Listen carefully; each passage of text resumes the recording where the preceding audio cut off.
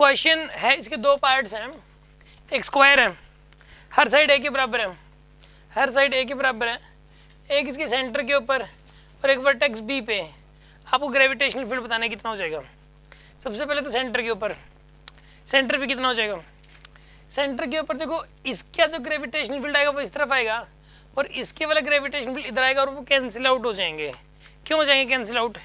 क्यों cancel out हो जाएंगे बताइए? क्योंकि मास बराबर है और यहाँ से लेके सेंटर तक की जो डिस्टेंस है और यहाँ पर भी वर्टेक्स से लेके सेंटर तक की जो डिस्टेंस है वो डिस्टेंसेस बराबर है, तो ये एक दूसरे को कैंसिल आउट कर देंगे यहाँ पे, ठीक है ना।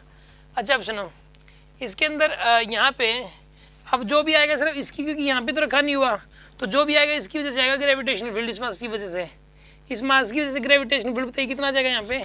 ये G is equals to G M upon में यहाँ से लेकर यहाँ तक की डिस्टेंस होगी a/√2, क्योंकि डायगोनल की लेंथ होगी √2a, √2a का हाफ कर दिया, a/√2 आ जाएगा, तो a/√2 का स्क्वायर, बस ये आएगा आंसर। ये तो है इस सेंटर के ऊपर ग्रेविटेशनल फील्ड। इसको थोड़ा सा और सिंप्लीफाई करें तो ये हो जाएगा 2gm अपॉन में a²। This is the gravitational field at the centre. Yes, centre पे ग्रेविटेशनल फील्ड निकालने में कोई डाउट किसी को?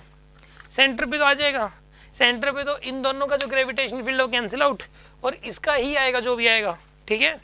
अच्छा अब सुनो, अब मैं निकालना है इसके अगले पार्ट के अंदर, इसके नेक्स्ट पार्ट में मैं निकालना है यहाँ का ग्रेविटेशनल फील्ड। यहाँ का ग्रेविटेशनल फील्ड कैसे निकलेगा सुनो, इस वाले मास की वजह से ऊपर आएगा जी का, G1 मान लो, ठीक है। वो तो इस वाले मास की वजह से भी G1 नहीं हो जाएगा, क्यों? क्योंकि ये वाला मास और ये वाला मास बराबर है, ठीक है ना। और उसके बाद देखो ये वाली डिस्टेंस है a, ये वाली डिस्टेंस भी a, ये वाली दोनों डिस्टेंसेस भी बराबर हैं और ये वाली दोनों मासेस भी बराबर हैं, ठीक है। तो बताइए G1 की वैल्यू कितनी आ जाएगी यहाँ पे?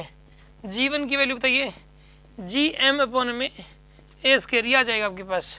और इन दोनों का रिजल्टेंट आएगा इस तरफ √2g1, कितना आएगा इन दोनों का रिजल्टेंट बताइए? √2g1, जो भी कर लेंगे खैर वो तो। अब एक इस मास की वजह से भी आएगा G2, इस मास की वजह से हो जाएगा G2, और G2 की वैल्यू कितनी आ जाएगी यहाँ पे? G2 की वैल्यू Gm अपॉन में ये वाली डिस्टेंस कितनी होगी यहाँ पे? √2a, Gm अपॉन में √2a का स्क्वायर, ठीक है, ये आ जाएगा आपके पास। यानी कि Gm डिवाइड बाई में 2a² आ जाएगा आपके पास, Gm अपॉन में 2a², ये आ जाएगा आपके पास। और अब ऐसा करो आप, इस केस के अंदर जो है ना G1 का रिजल्टेंट ले लोगे √2g1 आ जाएगा। यहाँ पे G नेट की वैल्यू आ जाएगी आपके पास, G नेट की वैल्यू आ जाएगी √2g1 प्लस G2, ये आएगा आपके पास √2g1। G1 और G1 का रिजल्टेंट इस तरफ आएगा √2g1 और G2 भी इसी तरफ आएगा, ठीक है ना। तो √2g1 √2 times of Gm upon में a² प्लस में G2 की वैल्यू Gm अपॉन में 2a², ये आपके पास ग्रेविटेशनल फील्ड आएगा।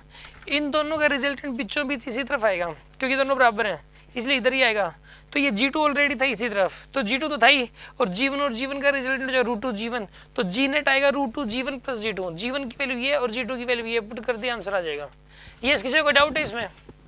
ये समझ आ गया आपको? कितने स्टूडेंट्स को समझ आ गया ये जिनको समझ आ गया? Okay good.